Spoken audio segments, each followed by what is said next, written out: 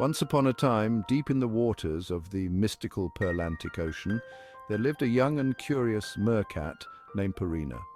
Purrina wasn't like other mer-cats, who were content to spend their days chasing sea mice and napping on coral reefs. She was fascinated by the world above the water, where strange creatures walked on two legs instead of four paws. Purrina spent her days collecting bits and bobs from the world above, shiny seashells, lost collars, and the occasional fish-shaped charm. Her favorite treasure of all was a statue of a mysterious creature, a cat with legs instead of a tail. She would often gaze at it, wondering what life would be like on land. If only I could walk on land, just for a day.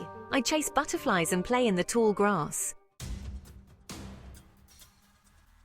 But her father, King Whiskerbeard, the ruler of the mer-cat kingdom, didn't approve of her fascination with the surface world.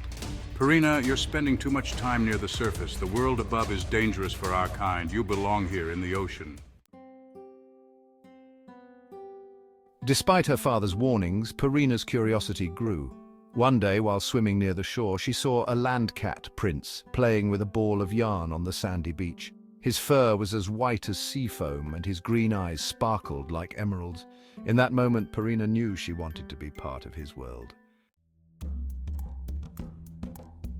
Purrina decided to visit the sea witch, an old and cunning catfish named Madame Finella, who was known for her magic. Well, if it isn't little Purrina. I've heard you're quite the collector of surface world trinkets. What brings you to my lair? I want legs, Madame Finella. I want to live on land and be with the land cats. Purrina found her way to the castle, where the prince noticed her and took her in.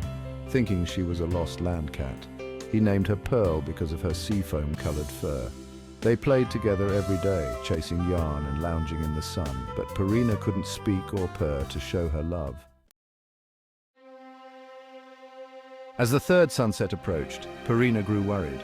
The prince had started to notice another cat in the castle, a sleek and elegant tuxedo cat named Duchess. Duchess could meow sweetly and purr beautifully, something Purrina could not do. It seems my little deal is about to be fulfilled. But just as the last rays of the sun dipped below the horizon, Purrina, in a last effort, nudged the prince's treasured ball of yarn, rolling it into the sea. The prince ran after it, and as he reached the shore, he saw Purrina standing there, the water swirling around her paws. Suddenly, a magical glow surrounded Purrina. The spell broke and her voice returned.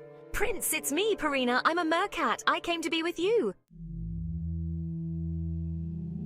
The prince's eyes widened as he realized that the sweet little cat he had cared for was truly special. He didn't care that she was a mer-cat. He had already grown fond of her. Purrina, whether you're a mer-cat or a land cat, you're the one I've chosen.